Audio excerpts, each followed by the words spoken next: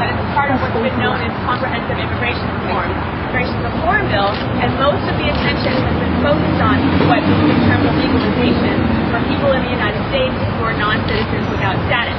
But today we wanted to focus on some of the provisions of enforcement, because many of the enforcement provisions will affect thousands of people that are in the United States without status or lawful permanent residents. Some of the more important provisions relate to detention. There is a provision in this bill that would allow indefinite detention of individuals with deportation orders who cannot be removed to their country of origin. The bill essentially says if you have certain convictions, if you have any communicable diseases, very minor convictions, by the way, then you can be held in detention forever. It also allows the use of classified secret evidence to detain people on alleged national security concerns. Now, this is very concerning for a number of reasons. First and most importantly is that the Supreme Court, years ago in a case called United, made statements basically stating that this would be unconstitutional and a violation of the process to hold people indefinitely in detention who have not committed crimes, who are not serving criminal sentences, but are only being held because they cannot be removed. It's also going to require thousands and thousands of additional beds for no reason. There aren't people that necessarily are going to cause any harm to the country or the other individuals or to national security. The determination that is made to hold the determination that is made to hold them is done by the agency, the Department of Homeland Security, and it's not necessarily reviewable before the court. For people here without any status, what's called parolees, they can be held without any review and indefinitely, as can people who have come here illegally, people who have overstayed their visas, and lawful permanent residents who have been ordered deported for criminal convictions. This is a very large problem. I'm also going to pass to John Ayala now to discuss some of the other important provisions. My name is Stacy, S-T-A-C-Y, Colchin, C-O-L-C-H-I-N. I'm an attorney with the National Lawyer.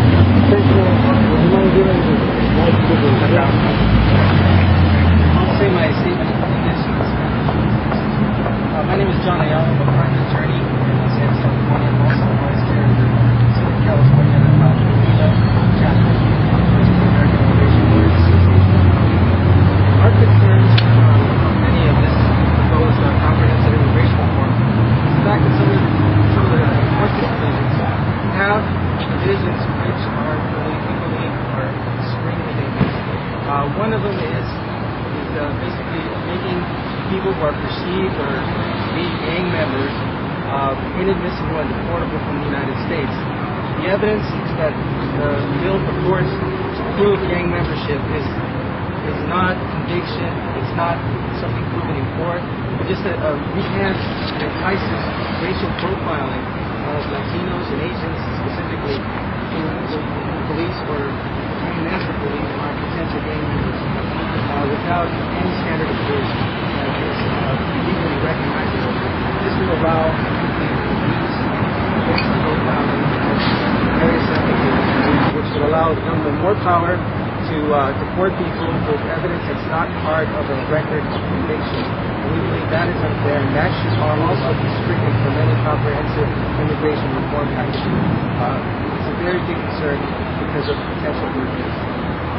Person riding a bicycle the wrong way, off-street traffic, not riding, he's being deported. We want that type of action to stop. Obviously, people with serious criminal records or going to heights after certain lengthy prison sentences are realistic. But we want people not to be afraid of authorities. And unfortunately, the conduct that ICE is doing, especially in the area of Orange County, is driving a lot of fear in the community. And I'm here to advocate for the immigrants detained in immigration prisons, especially the women. Women are detained and they don't have the right to kiss, to touch, to hold their children for the last time. That's not right. They are leaving this country, leaving the children behind without an opportunity for closure. We need to protect our children. Children fear that mom or dad are not coming home because they fear that the race can be arrested through the race. So our children are suffering. I think that we need to protect the children. The children are now living in foster homes because mom disappeared. They are lost in the system. That's not right. We know that it's not right.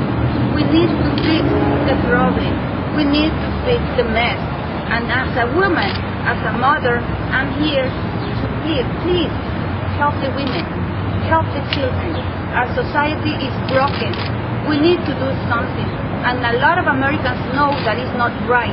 A lot of Americans are on behalf of protect the children, but we just need to raise our voice.